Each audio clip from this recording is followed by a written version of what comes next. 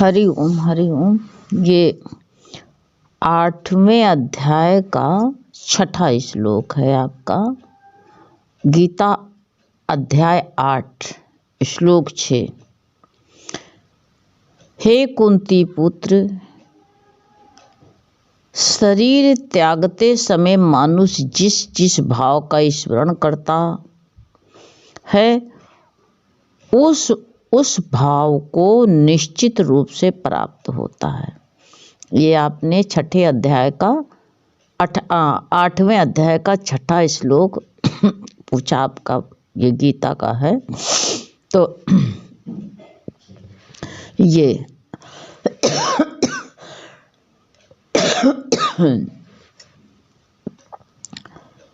तो शरीर का त्याग कैसे करता है? जो स्मरण करके जो मन में रहता है। यहाँ पर मृत्यु के समय अपना स्वभाव बदलने की विधि का वर्णन किया गया है। और कैसे बदल पाएगा? नहीं बदल सकता है। जो प्रैक्टिस हो गई पक्का वही परफेक्ट होता है। संसार की विधि को, संसार जब दिमाग पर भरा है तो उसी का स्मरण होगा, दूसरा कुछ हो नहीं सकता है। इसलिए सदैव किसका चिंतन होना चाहिए? अगर भगवान का स्मरण करता हुआ शरीर त्यागता है, देखो राम भगवान का नाम भी हरे कृष्ण भी कह सकता है, हे राम भी कह सकता है, लेकिन भाव अंदर का क्या होता है? यहाँ भाव पर सब जो होता है तो वही निकल भी आता है। जो भाव होता है वही तो कहते हैं व्यक्ति अंत समय भगवान का चिंतन करते हुए शरीर त्यागता है, उसे परमेश्वर का दिव्य स्वभाव प्राप्त हो जाता है। जब अंदर से भाव रहता है तो उसका दिव्यता आ जाती है उसके अंदर। वो संसार का विस्मरण करके, अब ज़्यादा कष्ट भी होता है तो भगवान के नाम लेके चिल्लाता है। और जो है ज़्यादा भौतिक चीज में मन फंसा रहता है या तो परिवार में मन फंसा रहता है तो अंत समय कहाँ मन रहता है? जिस सब ये भाई कोई बचपन से ही प्रैक्टिस करना शुरू कर देता है। वो नहीं देखता अभी मेरी उम्र नहीं है, इसकी तरफ ध्यान नहीं देता है। उदाहरण आए हैं ध्रुव प्रहलाद जैसे कई लोगों के, तो ये पूर्व जन्म की कमाई ही समझ लो थी, नहीं तो इतना जल्दी भगवान में कैसा लग जाता। तो ऐसा संस्कार, ऐसा माहौल बन जाता है। और ऐसे ही जो है लोगों के कुल में जो है इंसान का जन्म भी हो जाता है, क्योंकि कमाई है ना पहले की।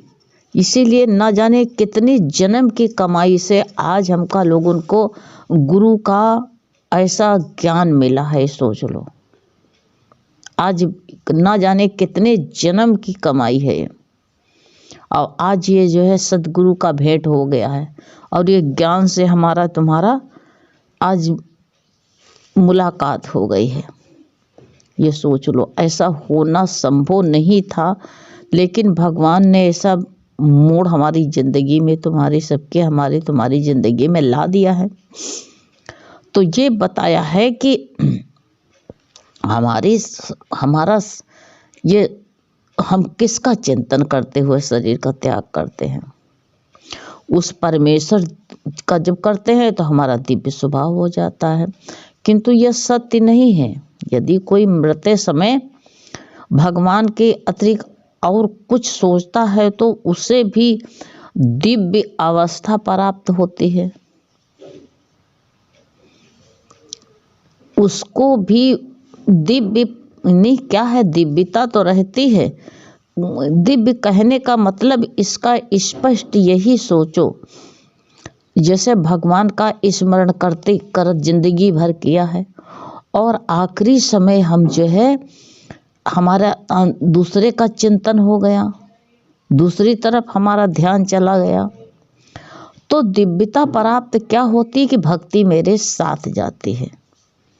भक्ति नहीं रुकती है। भक्ति तो हमारी उस अवस्था में भी भक्ति हमारे साथ ही चलती है, और साथ चलती है तो ये विशेष हमको जो है ध्यान देने की बात होती है कि फिर वो हमारे अवस्था तो मेरे साथ मिलती, फिर कोई कहते हैं मन की सही अवस्था में ही किस प्रकार से हम मरे, अवस्था की बात होती है। और जो मान लो दूसरा कुछ सोच रहे हैं, शरीर छूट गया तुरंत ही, तो सोचने में दिव्यता तो प्राप्त होएगी ही, ऐसी बात नहीं है। ये दिव्यता रहेगी कि हमारे साथ भक्ति जाएगी, ये होगा। लेकिन फिर भी जो कहते हैं अब कोई ये सही अवस्था में जो है शरीर किस प्रकार मरे, कैसे छोड़े, यही महापुरुष जो महापुरुषों की संग में जाते हैं, महापुरुषों से ज्ञान लेते हैं, संत महापुरुषों से, तो तब भी मन डगमगा सकता है कहीं भी। बड़ी नाजुक घड़ी होती है, जैसे हम पलक झपका नहीं रहे और एक टक लगाए देख रहे हैं, लेकिन कब में पलक झप से झपक जाए ये ध्यान ही नहीं कर पाएंगे। तुम ध्यान करो कि मेरी पलकें कितनी बार झपकती हैं, गिन पाओगे? नहीं गिन सकते हो ना। ये परमात्मा का नियम बड़ा कठिन है, और यही कठिनता के लिए जिंदगी भर अभ्यास करता है इंसान। अभ्यास करता है दिव्य उस परम अवस्था के लिए, आत्म भाव के लिए इंसान ये जिंदगी भर जो है यही अभ्यास करता है, बचपन से लेके बुढ़ापा तक। क्यों कहीं शादी ब्याह नहीं करते हैं, और जो है इसलिए नाम रूप से परे रहते हैं, क्योंकि बच्चे यही तो कहा गया ना, अब ये नाम रूप भी है। एक नाम रूप जो होते हैं ना, तो ये भी नाम किस लिए रखा जाता है? नाम रूप जो आते हैं और संत उससे परे होना चाहते हैं। नाम रूप किस लिए आते हैं?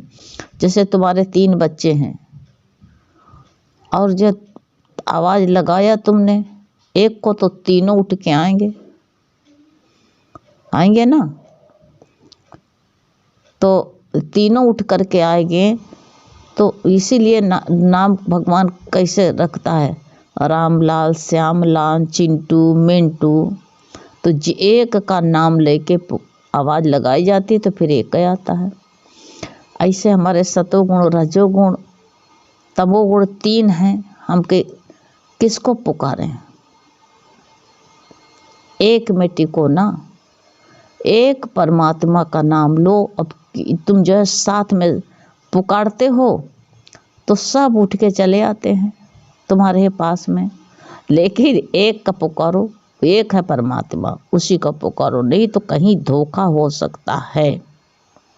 क्योंकि महापुरुष होते हुए भी महाराज भरत ने जो है मृत्यु के समय एक हिरण का चिंतन किया, और अगले जन्म में हिरण का शरीर उनको जो है देह धारण करना हुआ। मरते समय, देहांत के समय किसका चिंतन किया? हिरण का। तो हिरण के रूप में उन्हें अपने जो है आना पड़ा, और लेकिन बस यही दिव्यता ये थी कि वो जो है चाहे हिरण की योनि में आए हुए कर्मों की स्मृति थी, किंतु पशु का शरीर धारण करने पर भी उनको भगवान की स्मृति नहीं गई, बिल्कुल बिसरी नहीं। यही दिव्य अवस्था थी। चित्त डगमगा गया, जैसे सुई में तागा डाला जाता है। कोई कभी कभी 4 बार 10 बार डालो नहीं पड़ता है, कभी एक ही बार में पड़ गया। इसी तरह अवस्था है जीवन की भी। जीवन भर के विचार संचित होकर के मृत्यु के समय हैं, उनके विचारों को पर प्रभावित करते हैं। जिंदगी भर हम सोचा कि हम तो कर्म करके भूल जाते हैं, और कर्म करके भूल गए तो क्या होता है, वो जो पड़े हुए हैं, और इंसान जब ये शरीर ये अपना शरीर रूपी मकान को खाली करके जाता है तो सब यहीं पहुंच जाते हैं आकर के। जैसे किसी को मकान बिका रहा हो तो कहेगा हमारा इतना कर्जा है, हमारा इतना कर्जा है, पैसा हाथ में आया दे दो। इसी तरह जब शरीर खाली हो, जब शरीर छोड़ के जाते हैं तो जिंदगी भर के कर्म जो है हमारे ऊपर हावी होते हैं, अब वो बिघन डालते हैं, हमारे चित्त को डगमगा देते हैं। इंसान जो है स्त्रेय से गिर पड़ता है, शरीर से गिर पड़ता है, और वही हमको विचलित कर देता है, क्योंकि संचित जिंदगी भरे हमारे रील में संचित कर्म पड़े हुए हैं, और पड़े हुए हैं जब बताओ जीवन भर के विचार संचित होकर के मृत्यु के समय आकर के हमारे विचारों को प्रभावित कर देते हैं। अगर अच्छे विचार होते हैं तो भी हमारे, अगर हमारा शरीर छूट रहा है और हमारा मन जो है अलग है, कहूँ बह रहा है, तो हमारा जो है पहले के बीच भक्ति जो है किया हुआ अभी जो है आ करके हमें भक्ति भाव में प्रभावित कर देती है। और अगर जो है और कोई दूसरे कर्म है वो भी हमारे पर प्रभाव डाल देते हैं। अतः इस जीवन में उसका अब यहाँ से तो गया, अगला जन्म जीवन बनता है, अगला जीवन भी ना बना तो इस जीव में अब गुरु भगवान कहते कर्म के अनुसार सतोगुणी होता है मन, और कि अब जो सतोगुणी विचार में शरीर छोड़ा और हम जिंदगी भर हमारे पास संचित है तो फिर हम सतोगुणी ही हो रहेंगे, चाहे पशु बन जाए तभी। भरत पशु बनकर के भी निरंतर भक्ति भाव में रहे, भगवान का चिंतन ही करता रहा जिंदगी भर। ये नहीं है कि हम मृत्यु के समय भगवान का स्मरण बना रहा है। जब बहुत ज़्यादा हमारा जो है जोर रहेगा, बहुत ज़्यादा हमारा जो है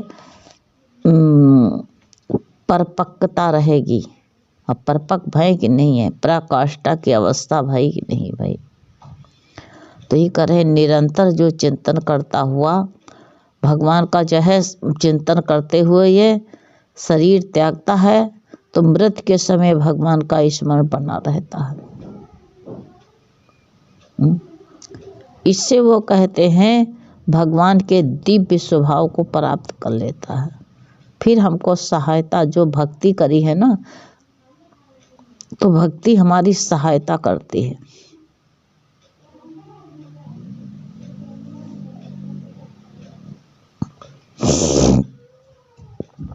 और तब हमें भगवान का स्मरण बना रहता जब भक्ति सहायता करती है। तो जब भक्ति हमारी सहायता करती है, जो हमारी पूंजी है उससे हमारी गाड़ी आगे बढ़ जाती है। से कहते हैं कि हमारा स्वभाव बन जाता है, इससे वो भक्ति हमें सहायता करती है, उससे सहायता मिलेगी। और कहते हैं कोई हमको जो है ये दिव्य रूप से हमें भगवान की लीला, ऐसी लीला का रहस्य आ जाएगा। भगवान जो हमारे ऊपर आवरण चढ़ा है वो भक्ति सबको धो डालती है। उस फिर अगले शरीर में वो दिव्यता आध्यात्मिक ही होगी, भौतिक नहीं आ सकती है कि संसार में चला जाए। जीवन के अंत समय का स्वभाव है, इस कहते हैं हमारा फलीभूत होता है। इसी बात नहीं कि हमारा अब जितना पढ़ लिया है तुमने, हैं जितना पढ़ लिया है, अब मालूम फेल हो गए तो कोई बात ही नहीं है, तो फेल तो हो ही गए। लेकिन फिर जो है अगला जन्म जब होता है तो उसको जो है उस जन्म अगले क्लास में गए तो ये होगा कि किस साल बर्बाद हो गया, अब पता नहीं कौन सी बिघन पड़ जाए। अब एक लड़का जो है था तो वो हाई स्कूल में था, हाई स्कूल में बहुत अच्छे नंबरों से पास हुआ। अब कितनी उसकी तमन्ना थी, फर्स्ट ईयर भी पास कर लिया, अच्छे नंबर से हम इंटर भी निकालेंगे। उसने सोचा, अब देखो कैसे ये विधनी, ये कहते नहीं विधना का बड़ा विधान बड़ा गजब का होता कोई नहीं पर। अब वो कितना बहुत उससे लगा हुआ था। अब उसकी पिता की डेथ हो गई। अब किसी न किसी से ला करके वो जो है बच्चे को पढ़ाता था। अब जब वही नहीं रहा तो कौन सहायता करे, कौन फीस भरे। अब उसका बर्बाद हो गया। कब वो ट्यूशन करे, कैसे करे, क्या करे, कैसे फीस जमा करे, कैसे स्कूल जाए, गड़बड़ा गई पढ़ाई। इसी तरह हमारा जन्म भर की कमाई पता नहीं हम अगले जन्म में हमारे साथ जाएगी तो, लेकिन ऐसे कोई रास्ते में बिघन आ जाए तो कौन जानता है इसको। इसलिए जो करना है अभी कर लो पक्का, बाद के लिए मत छोड़ो। हरि